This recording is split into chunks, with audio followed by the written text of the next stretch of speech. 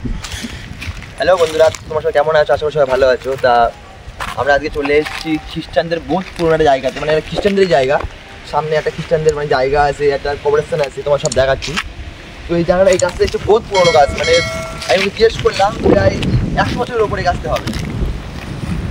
সুন্দর, আর মানে রাতের বেলা দেখলে আরো ভয় লাগবে, মানে দৃশ্যটা এমন রাতের বেলাতে মানে সুন্দর লাগবে খুব। দিনের বেলা খুব সুন্দর লাগবে, আমরা এসেছি এখানে আমাদের বাড়ি থেকে প্রায় কত কিলোমিটার হবে?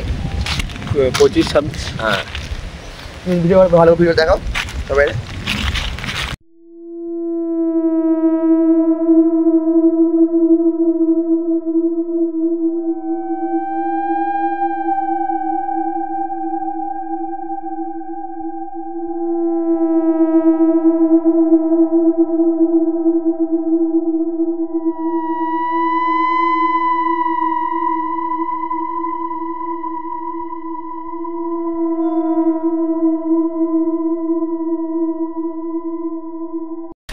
এই সব সামনে খ্রিস্টানদের একটা মন্দির টাইপের কি একটা আছে, চলো দেখাচ্ছি চলো।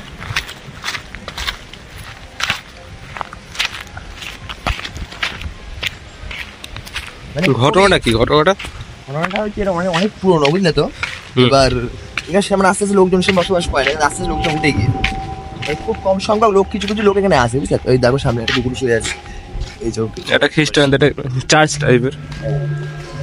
তোর সামনে কবরস্থান আছে, কবরস্থান বন্ধ হয়ে গিয়েছে, মানে তো মানে কেউ আর যায় না ওই জায়গায়, মানে লোকজন লোক সংখ্যা নেই তো, মানে আস্তে লোক দূরে চলে গিয়েছে, মানে সব শহরের দিকে চলে গিয়েছে। এটা মানে বহুত পুরোনো জায়গা আর কি। যখন সামনে আসে তোমার দেখাচ্ছি চলো।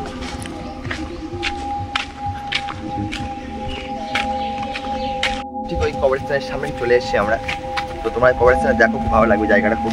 আর রাতেরবেলা আসতে, রাতেরবেলা ঢোকা অ্যালাউ নেই। তার এখানে যে স্থানীয় মানুষজন আসলে জিজ্ঞেস করলাম যেখানে ঢোকা যাবে, তো বলছে কোনো অ্যালাউ নেই। তো আমরা দূর থেকে করছি, বাইরের থেকে দেখো।